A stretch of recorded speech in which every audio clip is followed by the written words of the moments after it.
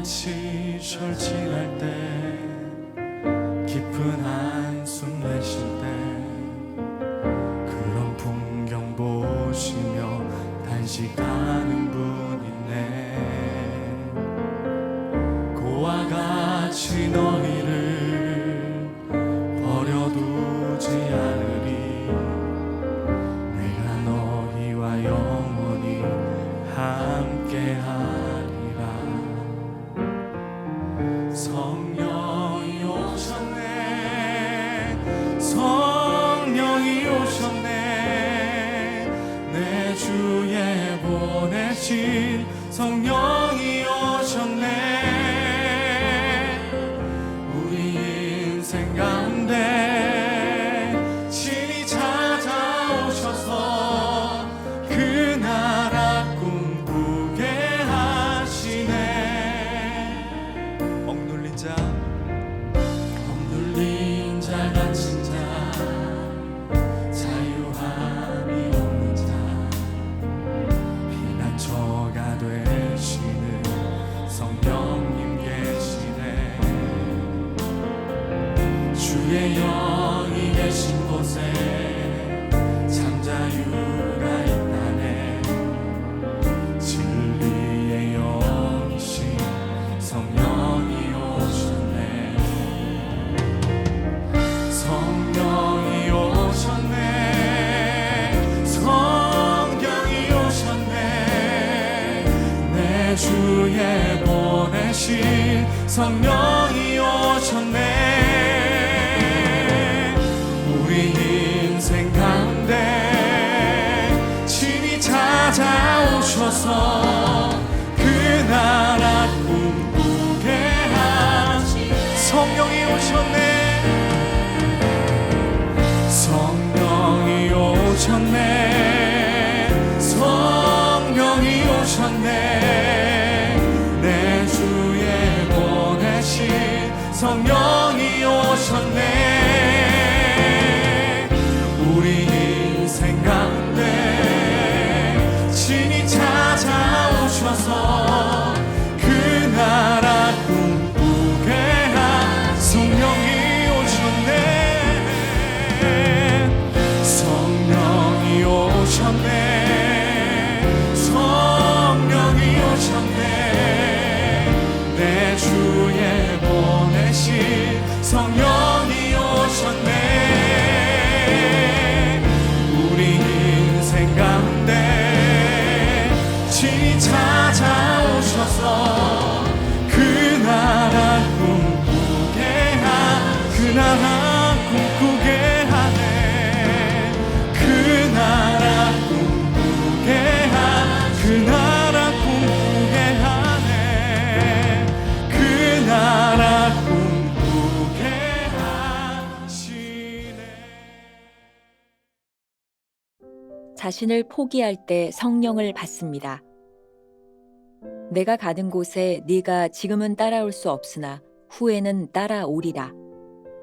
요한복음 13장 36절. 이 말씀을 하시고 베드로에게 이르시되 나를 따르라 하시니. 3년 전에도 예수님께서 이 말씀을 하셨습니다. 나를 따라오라. 이때 베드로는 예수님을 쉽게 따라갈 수 있었습니다. 예수 그리스도의 매력이 그를 사로잡았기 때문입니다. 이때 베드로가 주를 따르는데 성령의 도움은 필요하지 않았습니다. 그 후 베드로는 예수님을 부인하게 되었고 그의 마음은 찢겨졌습니다. 그가 성령을 받은 후 예수님은 다시 말씀하십니다. 나를 따라오라. 이제 베드로 앞에는 주 예수 그리스도 외에 아무도 보이지 않습니다. 처음 따라오라는 말씀은 신비한 의미가 담겨 있지 않은 단순한 외적 부르심이었습니다. 그러나 지금 따라오라는 말씀에는 자신의 자아를 죽여야 하는 내적 순교의 의미가 있습니다. 이 두 부르심의 사이에는 베드로가 저주 및 맹세로 예수 그리스도를 부인하는 사건이 있었습니다. 이 사건으로 베드로는 결국 자신에 대해 포기하게 되었고 자신 안에는 의지할 것이 없음을 발견했습니다.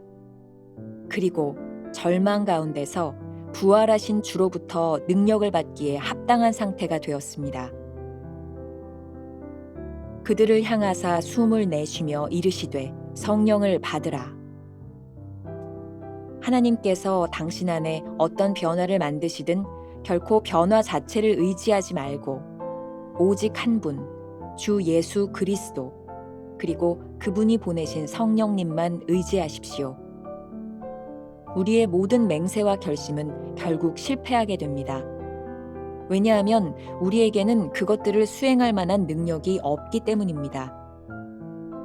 생각에 그치지 않고 실제로 우리 자신을 포기할 때 우리는 성령을 받을 수 있게 됩니다. 성령을 받으라. 이는 성령께서 외부에서 들어오신다는 뜻입니다. 성령이 우리 안에 오신 이후로 우리 인생에는 오직 한 가지 지표가 생깁니다.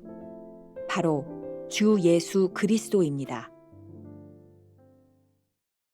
김병삼 목사와 함께하는 365일 매일 묵상 5번째 시간입니다. 오늘 묵상의 제목은 자신을 포기할 때 성령을 받습니다. 그리고 오늘 말씀 역시 두 가지의 대지로 나눠줄 수 있을 것 같습니다. 첫 번째, 외적인 따름의 허상. 오늘 말씀 역시 어제 묵상과 아주 밀접하게 연관성이 있습니다. 어제 우리는 이미 베드로의 성급한 헌신이 얼마나 쉽게 깨어질 수 있는지를 보았습니다. 오늘 말씀을 잘 이해하기 위해서 혹시 잊어버리신 분이 있다면 어제의 말씀을 듣고 이어서 들어도 도움이 될 것 같습니다. 성경에 보면 베드로에게는 두 번의 부르심의 사건이 있었습니다. 첫 번째 부르심은 갈릴리 호수에서 고기를 잡고 있던 베드로에게 주님이 찾아오셔서 나를 따르라고 말씀하셨던 사건입니다. 이때 베드로에게 예수님은 무척 매력적인 사람으로 느껴졌을 것입니다. 엄청난 기적을 체험하고 난 후였으니 말입니다. 챔버스는 이 순간을 인간적 헌신이라고 말을 하고 있습니다. 굳이 성령님의 도우심이 없어도 매력적인 예수님의 모습을 보고 순종할 수 있었으니 말이죠. 하지만 오늘 본문에서 예수님은 베드로에게 아주 가슴 아픈 말씀을 하십니다. 요한복음 13장 36절, 내가 가는 곳에 내가 지금은 따라올 수 없으나 후에는 따라오리라. 그리고 이어서 우리가 잘 아는 일이 벌어지죠. 예수님께서 로마 군인들에게 붙잡혀 제사장 앞으로 끌려가 신문을 받을 때 베드로가 예수님을 모른다고 3번씩이나 부인했던 장면입니다. 예수님을 부인하고 난 후 닭이 우는 소리를 들었을 때 베드로는 마음이 찢어듯이 아팠고 밖으로 뛰쳐나가 통곡하며 웁니다. 챔버스에게도 그런 경험이 있었던 것 같습니다. 20대 시절 그는 하나님께서 자신에게 주신 미술적 재능으로 복음을 전하는 일에 쓰임을 받을 줄 알았습니다. 하지만 하나님은 그의 길을 계속해서 막으셨고 가장 매력적이고 가장 잘할 수 있으리라고 생각했던 그 미술적 재능을 하나님께서 거부하신다는 것을 깨닫게 됩니다. 그리고 그때 혹시 하나님께서 나를 목회자로 부르시는 것은 아닐까라는 생각이 들었지만 그런 결정을 한다면 지금까지 그가 해왔던 그 모든 일들이 수포로 돌아가는 일이었으니 그렇게 쉽지 않았습니다. 그렇게 고뇌하던 중에 그는 하나님의 음성을 들었다고 그의 일기에서 기록하고 있습니다. 이런 부분입니다. 나는 내가 나를 섬기기를 원한다. 그러나 나는 너 없이도 할 수 있다. 그가 들었던 음성은 이런 의미가 아니었을까요? 하나님께 필요한 것은 챔버스의 매력적인 재능이 아니라 부르심에 순종하는 것이라고 말입니다. 그 순간 챔버스는 아주 강하게 하나님과 친밀함을 느꼈다고 고백하고 있습니다. 베드로에게 두 번째 부르심이 찾아왔습니다. 우리가 잘 아는 사건이죠. 부활하신 예수님이 옛생활로 돌아가 있던 제자들에게 찾아오셨고 그리고 베드로에게 찾아오신 것입니다. 요한복음 21장 19절, 이 말씀을 마치시고 베드로에게 이르시되 나를 따르라 하시니, 여기에서 우리가 주목해 보고 싶은 것이 이 두 번째 부르심 바로 전에 있었던 사건입니다. 부활하신 예수님이 제자들에게 나타나셔서 하셨던 말씀입니다. 요한복음 20장 22절, 이 말씀을 하시고 그들을 향하사 숨을 내쉬며 이르시되 성령을 받으라. 이 상황을 챔버스는 이렇게 그의 묵상에서 이야기하고 있습니다.